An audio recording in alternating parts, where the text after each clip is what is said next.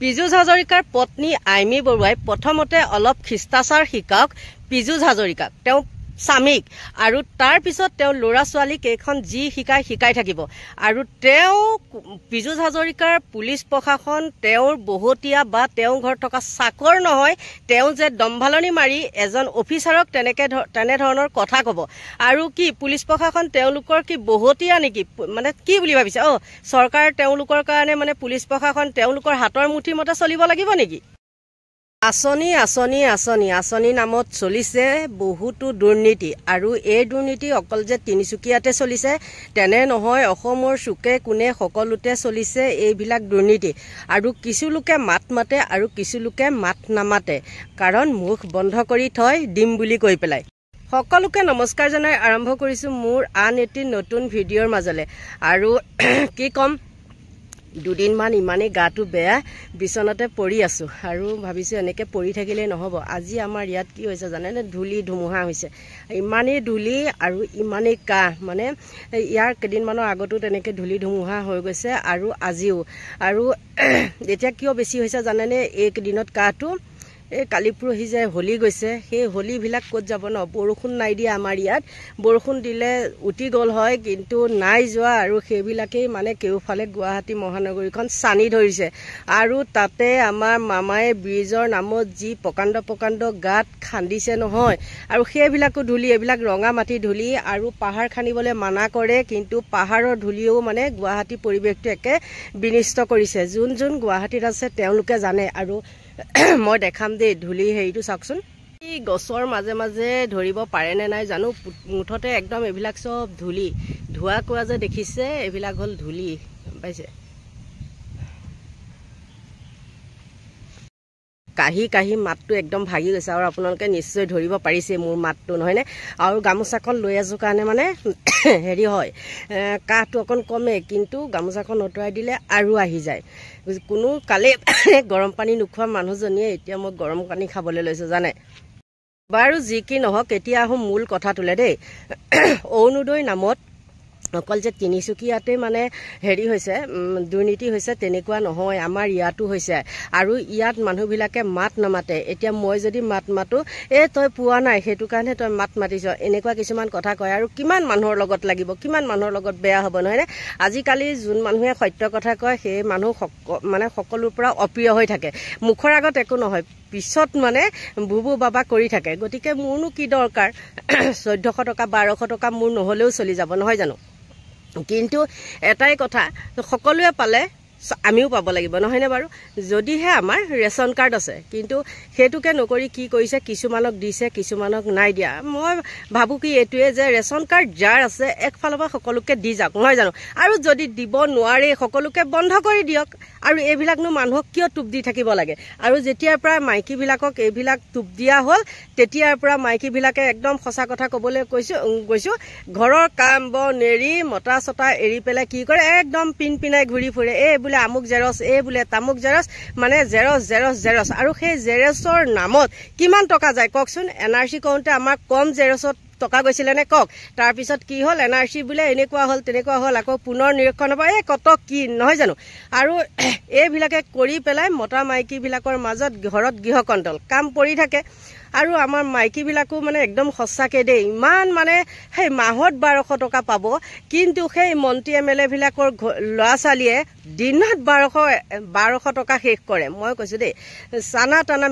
হেৰি খাই মিঠাই চিঠাই খাই পেলাই 1200 টকাকে খৰচ কৰে আৰু সেই 1200 টকাৰ কাৰণে আমাৰ মহিলাসকল একদম মানে ঢপলিয়াই মৰি থাকে এতিয়া কিছুমানে ক'ব আপুনি নাপাই কাৰণে এনেকে কৈছে সেইটো কেতিয়াও নহয় হয় না নহয় আপোনালোকে নিজে ভাবিবচোন আপোনালোকে ঘৰত ছাগলী এজনী পুহিলেও মুৰ্গী দুজনী হাঁহ দুজনীমান পুহিলেও 1200 টকাতকৈ বেছি ওলাব আজিকালি ডিমৰ দাম কিমান নাজানে জানো আমাৰ ইয়াতে 60 টকা 80 টকা মুৰ্গী কণীৰ দাম কিন্তু ভগৱানৰ কৃপাত আমি কিনি খাবলগীয়া নহয় হেৰি আমাৰ মই নিজে পুহিছো ঘৰত দেই মিছা কথানো কিয় ক মই সেইবিলাক পুহো হাঁহো আছিলে কিন্তু হাঁহ আৰু ইয়াত আমাৰ পুখুৰী নাই সেইকাৰণে সব খাই কৰি পেলালো কথাটো সেইটোৱে আৰু এখিনিতে এটা কথা কওঁ আঁচনিৰ কথা কেনো আৰু কিমান কৈ থাকিম আঁচনিৰ কথাটো বাদ দিছো আৰু একেদিন মই কিছু পুলিচৰ ওপৰত ভিডিঅ' বনাই আছো নহয়নে কিন্তু আপোনালোকক এটা কথা কওঁ, এই পীযুষ হাজৰিকা বোলাজনৰ কথা কৈছোঁ দেই। আমাৰ একদম মানে কি বুলি কয়, মাজতে যে যুৱমন্ত্ৰী কৈ আছিলে, এই আইমী বৰুৱাই একদম বৰ সুন্দৰকৈ মানে তেওঁৰ ল'ৰা ছোৱালীক একেবাৰে হেৰি কৰে, শিক্ষা দিয়ে, মানে গাঁৱলীয়া পৰিৱেশ বা আমুকটো কাম কৰিব লাগে, তামুকটো কাম কৰিব লাগে তেনেকৈ কয়। কিন্তু তেওঁ সেই নিজৰ মানুহজনক এখন সমাজত যেতিয়া কেওফালে জনতাই গিজ গিজাই থাকে, তাত তেওঁ কেনেকৈ মানে কথা ক'ব লাগে সেইটো তেওঁ শিকাব নোৱাৰে নেকি? প্ৰথমতে তেওঁ মানুহজনক শিকাওক, মানুহজনক শিকালে ল'ৰা ছোৱালীয়ে অট'মেটিক শিকি আহিব। ঘৰৰ পৰিৱেশ যিটো পায় সেইটো ল'ৰা ছোৱালীয়ে শিকে, নহয়নে বাৰু?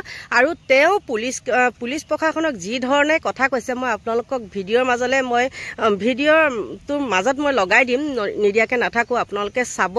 আৰু মই কালি এটা নোৱাৰোঁ কাৰণে কি কৰিছিলোঁ, শ্বৰ্ট ভিডিঅ' মানে লগাই দিছোঁ, আৰু সেই ভিডিঅ'টোকে মই এইটো ভিডিঅ'ৰ মাজত লগাই দিম, নিদিয়াকৈ নাথাকোঁ। তেওঁ পুলিচসকল বোলে তেওঁলোকৰ চৰকাৰ কাৰণে তেওঁলোকৰ বোলে কথা শুনিবই লাগিব, হা। তাৰমানে কি আৰু, পুলিচসকলে মানে তেওঁলোকৰ চৰকাৰ কাৰণে উঠ বুলিলে উঠিব, বহ বুলিলে বহিব, নহয় জানো? আৰু তেনেকুৱাটো কৰিয়ে আছে, নকৰাকৈ জানো আছে? আৰু এইখিনিতে কওঁ, কোনোবা কৌতুক অভিনেতা এজনৰ দেখিছেনে, দিছপুৰ থানাত হেৰি কৰিছে, মাজতে তেওঁ বাইকখন চুৰ হৈছে। এই ননী ৰাইডাৰৰ বাইকখন যেতিয়া চুৰ হৈছিলে তেতিয়া এই ল'ৰাজনৰো বাইকখন চুৰ হৈছিলে, আৰু দিছপুৰ থানাই মানে একদম তৎকালীনভাৱে বাইকখন উদ্ধাৰ কৰিলে, আৰু একদম তেওঁ মানে বাহ দিছে পুলিচ প্ৰশাসনক, হা। তেনেকৈ গুৱাহাটীত কত বাইক চুৰ হৈছে, মোৰো এখন স্কুটি চুৰ হৈছে। মই তেতিয়া দিছপুৰ থানাত হেৰি দিছিলোঁ, FIR দিছিলোঁ, এই গুৰুত্বই নিদিয়ে, গম পাইছে? আৰু কিয় তেওঁলোকে কৰোঁ বুলি ক'লে তেন্তে হ'লে কৰিব পাৰে। তেওঁ 7 ঘণ্টাৰ ভিতৰত যেতিয়া এই ল'ৰাজনৰ বাইকখন উদ্ধাৰ কৰি দিব পাৰিছে, তেন্তে হ'লে আমাৰ বাইকবিলাক কি বাইক নাছিলে নেকি? আমাৰবিলাক কি এনেই ওপৰতে ক'বৰ পৰা টানি আজৰি আনিছিলোঁ নেকি? আমাৰবিলাক যে নাপালে, আৰু তেওঁখন কেনেকৈ উলিয়াই দিব পাৰিলে? আৰু আজিকালি আপোনালোকে চাবচোন, ছ'চিয়েল মিডিয়াত যেতিয়া মানে একেবাৰে হেৰি কৰে, সাংবাদিক মাতি পেলাই মানে এজাহাৰ এখন দিব যায়, মোৰ আমুকটো চুৰি হৈছে, তামুকটো চুৰি হৈছে, তেতিয়া কিন্তু উলিয়াই দিয়ে, বা মোবাইল চুৰি হ'লেও উলিয়াই দিয়ে। কিন্তু আমাৰ ক্ষেত্ৰত নাই, মোৰ মোবাইলো চুৰ হৈছিলে বাৰু, পকেট মাৰি নিছিলে বেলতলাৰ পৰা, তেতিয়াও দিলোঁ লগে লগে, একদম ছেকেণ্ডতে দিছোঁ, নাই নাপালোঁ। গতিকে কিছুমানৰ ক্ষেত্ৰত যে উলিয়াই দিব পাৰে আৰু কিছুমানৰ ক্ষেত্ৰত উলিয়াই দিব কিয় নোৱাৰে? ইয়াৰ মানে এইটোৱে নেকি যে পুলিচ প্ৰশাসনো চোৰৰ লগত জড়িত আছে? তেনেকুৱাই হ'ব লাগিব ন, নহ'লেনো কেনেকৈ তেওঁলোকে পটককৈ উলিয়াই দিব পাৰে? কথাটো সেইটোৱেই। আৰু মই মানে এটা ভিডিঅ' বনাওঁতে কেইবাটাও কথা কৈ দিছোঁ, আৰু যিখিনি মনলৈ আহিছে মই সেইখিনি গোটেইখিনি ব্যক্ত কৰিছোঁ। আপোনালোকে নিজে কওকচোন, হয়নে নহয় বাৰু? পুলিচসকললৈও বেয়া লাগে। আৰু মাজতে দেখিছিলে কোন এজন আহোঁতে, পাহৰিয়ে যাওঁ দেই মই এইবিলাকৰ হেৰিৰ মাজত, এয়াৰপৰ্টত মামায়ে কেনেকৈ হেৰি কৰিছিলে, এই পুলিচ গৈছে, সিহঁতক কিয় ৰখাইছ, আনিবলৈ দে, যাবলৈ দে, কিমান কাম আছে, এনেকৈ কয়। সিদিনাখন মোক এজনে মানে হেৰি খ্ৰীষ্টাচাৰ শিকাবলৈ আহিছে, মাইকীয়ে নে মতাই পাহৰিছোঁ, খ্ৰীষ্টাচাৰ শিকাবলৈ আহিছে, আপোনাৰ পৰা মানুহে কি শিকিব, তই হয় মাৰি কথা কয়, হা। মই তই হয় মাৰি কথা কওঁতে তেহেঁতৰ গাত লাগিলে, কিন্তু মুখ্যমন্ত্ৰীয়ে হ'লেও বা